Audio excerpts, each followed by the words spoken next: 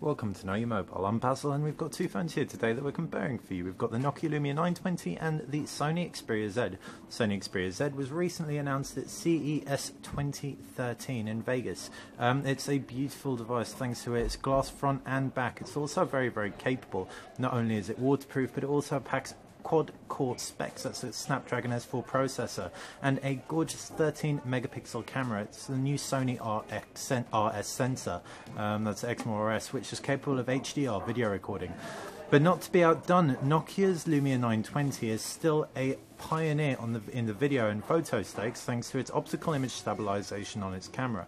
We're going to give you a quick comparison of the two devices to show you exactly how they spec up against one another.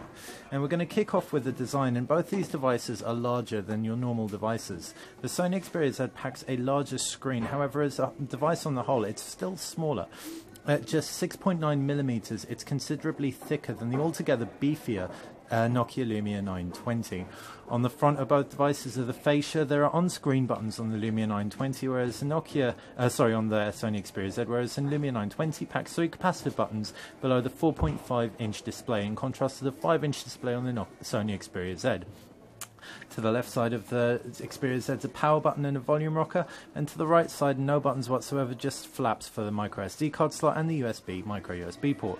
On the right side of the Lumia 920, volume rocker, power button and a physical 2-stage camera button with no buttons to the left. Up at the top, both devices have a 3.5mm headphone jack with a micro SIM card slot on the Lumia 920.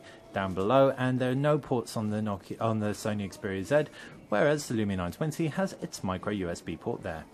Flipping the devices round and you've got the predictable cameras and flashes. All in all, both phones feel really nice in the hand in their own way. The Nokia Lumia 920 is much more curvaceous and is pretty forgiving, bar the sharp corners which dig into the hand a little bit. Without such sharp corners, but a much more angular feel overall. The Sony Xperia Z is more to handle. It, despite being thinner, is considerably more square. It doesn't feel quite as ergonomic. However, it is lighter and it's a little bit more elegant, we're not going to lie. As far as the screens go, both these devices pack the same screen tech, and that's LCD displays. The Sony Xperia Z's Full HD, whereas the Lumia 920 720p. Pixel density on the Lumia 920 is still very high thanks to its smaller screen size, and we're definitely going to say that despite the Full HD display on the Sony Xperia Z, you're not going to be wanting for anything if you do go with the Lumia 920. The Lumia 920 has a bunch of really cool features as well that enable the touchscreen to work with your nail, for example, hypersensitive touchscreen. There are various other things that make the screen really stand out. Again, not to be outdone, the Sony Xperia Z packs its Sony Bravia screen technology and something called optic contrast, which is effectively a resin layer that is between the glass and the LCD display, and it produces great viewing angles and a gorgeous overall viewing experience, and we can attest to that. It does look great in the hand. Onto the operating systems, and both of these phones pack extremely different OSs. You've got Windows Phone 8 on the Nokia Lumia 920. This is the newest version from Microsoft, and it's quite tapered in terms of its functionality thanks to the lack of app support. There are some key apps, don't get us wrong, there's WhatsApp, Facebook, Twitter, all that stuff, but you're definitely going to be wanting, if you're used to the Instagram, Pinterest, all that stuff available on Android and iOS. So there you go, that's major differences in terms of app support between the two. The Lumia 920 just can't compete with the Xperia Z and its Android on board. As far as operation goes, however, the Lumia 920 is considerably simpler. You just have two home screens, one with your shortcuts and the other with a list of all your applications. The applications can be pinned to the home screen with a long press, and it's really as easy as that. There's not much more to get your head around. There are a few omissions in terms of key UI functionality, such as a notifications bar, so you can occasionally miss calls and text messages and emails.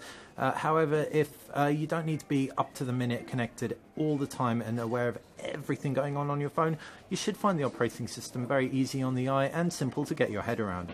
Android, in contrast, is comprised of multiple home screens. It's a lot busier, and there's a lot more that you can do with it. And in turn, you might not want to jump for Android if you get confused by operating systems on your mobile very easily. Once you do get your head around Android, though, the sky is the limit, so we'd really recommend doing so. In terms of the cameras, the Nokia Lumia 920 packs an 8.9, I think, or almost the 9 megapixel sensor with the optical image stabilisation. There's a 13 megapixel sensor on the Xperia Z. We can show you the optical image stabilisation in action on the Lumia 920, and it really is fantastic. So if we take a picture, for example, we can see I'm shaking my hand on purpose. As soon as I half press on the actual camera button, you can see it minimizes handshake greatly, and that's because it has a floating lens element. It's the same technology as found on compact system cameras. The the Xperia Z, however's forte really lies in terms of its HDR video and Sony's new interface that it's implemented on the camera UI. Windows Phone's camera UI, which is what you'll get on this Nokia Lumia 920, is extremely limiting in terms of its core functionality. You won't get any of that with the Xperia Z. The Xperia Z's user interface is totally extensive. You can tweak the Jesus out of your pictures. There's also a great burst mode that lets you capture pictures at 10 frames per second. That's phenomenal. It competes with SLRs at the resolution that we're talking about. What you can also find on the Sony Xperia Z camera is HDR video. HDR video is is when you record 3 scenes, one composite, one at a higher exposure, one at a lower exposure, then it composites them together. What this results in is a more broad tonal shot. So HDR video is very memory and processor intensive, and it takes a Sony Exmor RS sensor to do it. It makes the video look great and perfect for all situations, including backlit situations. So they're the key differences in terms of the cameras. Moving on to the final part, and that is processor, and the Sony Xperia Z wins out hands down thanks to the quad-core Qualcomm Snapdragon S4. There's a dual-core S4 in the Nokia Lumia 920, and with Windows Phone 8 being a very efficient operating system, we're going to throw it out there that you're probably, well, almost definitely not going to experience any slowdown on it. But if you want that 3D gaming, if you want all that power in your phone to really show off what it can do, then it's the Xperia Z all the way. So it's been a comparison between the Sony Xperia Z and the Nokia Lumia 920. The Sony Xperia Z's fortes really do lie in its operating system. It is weatherproofed as well, by the way. We didn't mention that. So it's submergible in water for up to 30 minutes at 1 meter. It's also got a great camera UI, which is totally malleable.